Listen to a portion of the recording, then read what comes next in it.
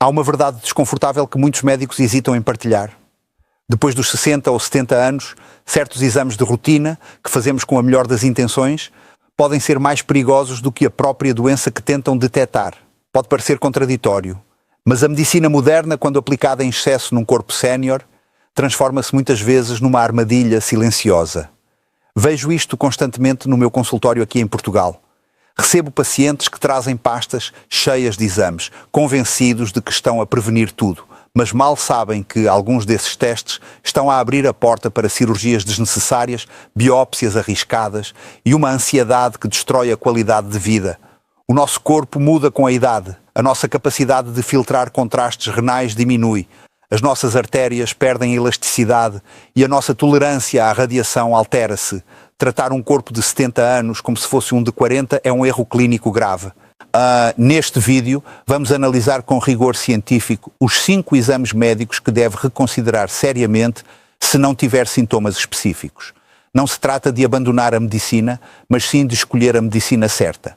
Vou explicar-lhe exatamente porque é que procurar doenças pode acabar por criar doenças. E o mais importante, vou dar-lhe as alternativas seguras e os hábitos de vida que realmente protegem a sua longevidade. Vamos começar por entender um exame que envolve radiação e que muitos consideram inofensivo, mas que esconde um risco estatístico alarmante. O primeiro erro grave é acreditar que fazer uma tomografia computadorizada ou TAC de corpo inteiro, sem ter qualquer sintoma, é a melhor forma de prevenção. Na realidade, submeter-se a este exame por iniciativa própria pode ser comparável a pagar para arranjar um problema de saúde grave. Deixe-me contar-lhe o caso do Sr. Carlos, um paciente de 72 anos aqui de Lisboa. Sentia-se perfeitamente saudável, mas decidiu aproveitar uma promoção de check-up executivo numa clínica privada que incluía uma TAC completa. O exame detectou um pequeno nódulo de 3 milímetros no pulmão. O pânico instalou-se imediatamente. Seguiu-se uma cascata de intervenções, mais exames, visitas a oncologistas e, finalmente, uma biópsia invasiva. O resultado? O nódulo era benigno, apenas uma cicatriz antiga, mas devido à biópsia, o Sr. Carlos sofreu um pneumotórax, ou seja, um colapso pulmonar. Passou 2 semanas internado a recuperar de uma intervenção que nunca deveria ter acontecido. A ciência explica isto através do conceito de incidentalomas. Achados acidentais que são comuns no envelhecimento e inofensivos, mas que, uma vez vistos, obrigam os médicos a investigar. Além disso, uma tomografia computadorizada de corpo inteiro expõe o organismo a uma dose massiva de radiação ionizante equivalente a centenas de raios-X de uma só vez. Num corpo com mais de 70 anos, onde a capacidade de reparação do ADN celular já é menor, esta radiação desnecessária pode, ironicamente, aumentar o risco de desenvolver cancro no futuro. A minha recomendação médica é clara. Faça exames de imagem apenas quando há sintomas específicos, como perda de peso inexplicável ou dores persistentes, e sempre sob prescrição rigorosa do seu médico assistente. Você já viu anúncios destes rastreios completos e sentiu tentação de os fazer? Infelizmente, a radiação não é o único perigo. O próximo exame da nossa lista é ainda mais invasivo e envolve um risco físico imediato que muitos idosos desconhecem. O segundo exame, que exige uma cautela redobrada, especialmente se tiver mais de 75 anos, é a colonoscopia de rotina. Se o seu médico insistir neste exame apenas porque sim, sem que você tenha queixas, é preciso parar e avaliar os riscos reais. Recordo-me bem da Dona Maria, uma senhora de 78 anos, enérgica e independente. O intestino dela, como acontece naturalmente com a idade, já tinha as paredes mais finas e frágeis. A preparação para o exame, com aqueles laxantes fortes que todos conhecemos, causou-lhe uma desidratação severa e uma queda brusca de tensão arterial antes mesmo de chegar ao hospital. Durante o procedimento, devido à fragilidade dos tecidos e ao facto de ela tomar anticoagulantes para o coração, sofreu uma pequena hemorragia que foi difícil de controlar. A ciência mostra-nos que, após os 75 anos, o benefício de detectar um pequeno pólipo, que geralmente cresce muito lentamente, é superado pelos riscos imediatos do exame. Em geriatria, sabemos que a sedação pode afetar a memória e o coração, e o risco de perfuração intestinal aumenta com a idade. Um estudo importante revelou que, nesta faixa etária, para cada vida salva pelo rastreio, 10 pessoas sofrem complicações graves. Portanto, a regra de ouro é: Se não há sangue nas fezes, perda de peso ou alterações no trânsito intestinal, a colonoscopia de rastreio pode ser dispensável.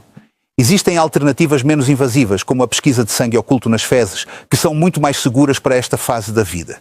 E diga-me com sinceridade, como é que o seu corpo reage àquela preparação líquida para a colonoscopia? Fica muito debilitado, mas a colonoscopia não é o único teste que cansa o corpo. O próximo exame da nossa lista obriga o seu coração a trabalhar no limite e muitas vezes dá um alarme falso que leva a cirurgias de que não precisa. O terceiro exame pode parecer lógico, mas esconde uma taxa de erro frustrante para quem tem mais de 70 anos, a prova de esforço cardíaco. É muito comum sentir algum cansaço ao subir uma ladeira e pensar imediatamente que o coração está a falhar. No entanto, o resultado deste teste é frequentemente um falso positivo. Vejamos o caso do Sr. Joaquim, um antigo pescador do Algarve. Ele tinha o coração estável, mas os seus joelhos já não eram o que eram. Durante a prova de esforço na passadeira, ele não conseguiu atingir a velocidade necessária devido à dor nas articulações e não por causa do coração. O resultado foi inconclusivo e interpretado erradamente como um problema cardíaco. Isto levou-o a um cateterismo invasivo e à colocação de um stent que, na verdade, não era necessário. As suas artérias tinham apenas o endurecimento natural da idade, sem bloqueios perigosos. A fisiologia explica-nos que, com o envelhecimento, é normal haver alguma calcificação nas artérias e uma menor tolerância ao exercício intenso. Quando submetemos um idoso sem dores no peito a este teste, a probabilidade de o exame indicar um problema que não existe é de quase 40%. Isto desencadeia procedimentos de risco, como a colocação de stents, que estudos recentes mostram não aumentar a esperança de vida em pacientes estáveis, comparado apenas com a medicação correta e mudança de estilo de vida. Se não sente dor ou pressão no peito, converse com o seu médico sobre alternativas menos agressivas, como um eletrocardiograma de repouso. Alguma vez lhe disseram que tinha um problema no coração que depois se revelou não ser nada de grave? Mas se o coração é uma preocupação, o cérebro é o nosso maior medo. O próximo exame explora essa insegurança e pode convencê-lo de que tem uma doença incurável, mesmo estando saudável. O quarto exame explora um dos maiores medos de quem envelhece, a perda de memória. É muito comum entrar no consultório e pedir uma ressonância magnética ao cérebro porque se esqueceu das chaves ou do nome de um vizinho. Mas cuidado, este exame pode mostrar problemas que na verdade são normais, gerando um pânico desnecessário. Deixe-me falar-lhe da Dona Ana, uma professora reformada aqui do Porto. Ela era muito lúcida, mas começou a notar pequenos esquecimentos. Assustada, fez uma ressonância por conta própria. O relatório indicou atrofia leve e alterações na substância branca. A Dona Ana leu aquilo e convenceu-se de que tinha Alzheimer. Entrou em depressão, parou de ir ao café com as amigas e isolou-se. A verdade? Aquelas alterações eram apenas o equivalente a rugas ou cabelos brancos no cérebro. Marcas do tempo, não de doença. A ciência neurológica confirma que a maioria das pessoas acima dos 70 anos apresenta estas pequenas alterações na imagem, sem que isso signifique demência. Ao ver estas manchas sem contexto, muitos idosos são submetidos a testes mais invasivos, como punções lombares, sem necessidade. Na maioria dos casos de esquecimento leve, um teste cognitivo simples feito com papel e caneta no consultório é muito mais fiável para avaliar a função cerebral do que uma imagem estática de alta tecnologia. Antes de exigir uma imagem ao cérebro, foque-se no estilo de vida. Sono, hidratação e convívio social são os melhores remédios. E consigo? Fica ansioso quando tem uma daquelas brancas momentâneas e não se lembra de uma palavra? Essa ansiedade sobre o cérebro é parecida com o medo de partir um osso. E é exatamente esse medo que alimenta o próximo exame da nossa lista, que muitas vezes transforma ossos normais em doença e leva a tratamentos com efeitos secundários graves. O quinto exame é talvez o mais mal interpretado de todos, a densitometria óssea. É natural que os nossos ossos fiquem menos densos com a idade, tal como a pele ganha rugas. No entanto, este exame transforma frequentemente uma característica normal do envelhecimento numa doença que precisa de medicação pesada. Vejamos o exemplo da Dona Rosa, uma professora de piano de 76 anos. Ela nunca tinha caído nem partido nada, mas a sua densitometria mostrou osteopenia, que é apenas uma ligeira redução da massa óssea, não é osteoporose. O médico prescreveu-lhe imediatamente bisfosfonatos. Passados 3 meses, a Dona Rosa desenvolveu um refluxo gástrico severo e dores no maxilar que a impediram de dar as suas aulas. O medicamento, destinado a prevenir uma fratura que ela provavelmente nunca teria, acabou por destruir a sua qualidade de vida diária.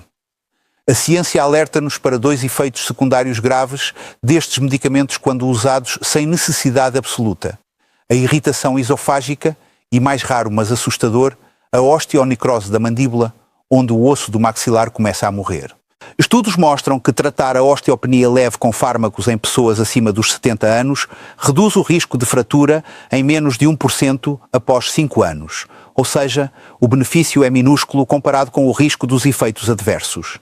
Para a maioria dos idosos ativos, a melhor proteção não vem de um comprimido, mas sim de ter músculos fortes que evitem as quedas. É preferível focar-se na vitamina D e no equilíbrio do que tentar forçar os ossos a voltarem aos 30 anos. Você toma algum medicamento para os ossos e sente ardor no estômago ou desconforto digestivo? Agora que já sabemos o que evitar, a pergunta lógica é: então, doutor, o que é que eu devo realmente controlar?